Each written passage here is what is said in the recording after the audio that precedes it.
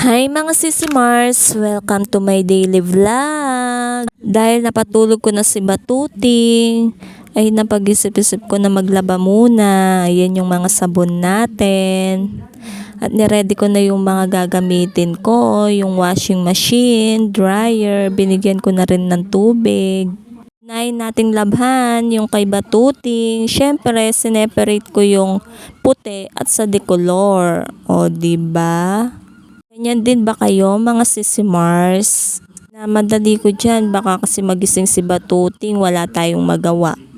Dahil sinipag si Inday, naglaba muna, wala tayong magawa mga Sisi Mars.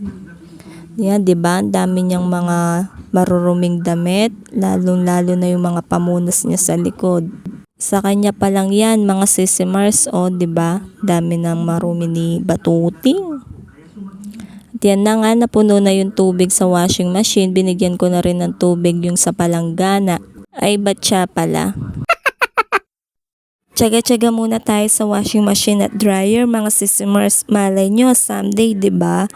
Bili rin tayo ng washing machine na automatic. Di naman bawal mag-manifest, diba? Siguro nung ganun, no, mga Sisi Mars, yung hinihintay mo na lang matuyo yung damit mo, isasampay mo na lang, diba? Alam nyo mga Sisi Mars, ang dami ko pang pangarap. Hindi lang yung washing machine na automatic. Syempre, unahin ko siguro yung bahay. 'Di ba? Yung nakabukod na kayo, yun yung masarap mga Sisi Mars. Yan na nga, nagising na sa Batuting. May magagawa pa ba kaya tayo? Itutuloy ko na nga yung pagdadrama ko mga Sisi Mars. Na nga yung una, syempre yung bahay, yung nakasarili na kayo, nakabukod na kayo, magagawa mo na yung gusto mo, 'di ba mga Sisi Mars? Kahit siguro naman kayo, 'di ba? Gustong-gusto nyo yun, yung nakahiwalay na kayo sa pamilya nyo. Bukas sa makalawang araw, 'di ba? Meron na ako sariling bahay. Malalaman nyo na lang sa vlog ko, mag-house blessings na pala ako. Ito na naman si Inday, nagdadrama na naman.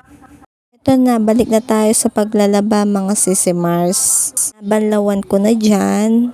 Nilalagay ko na sa downy para bumango-bango yung mga damit ni Batuting. Sana ganyan pala kabilis yung paglalaba ng mga Sisi Mars.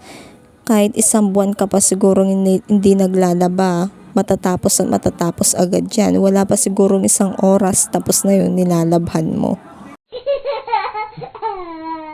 Siguro papasukin ko na rin yung paglalaba mga Sisi Mars kung ganyang kabilis ha.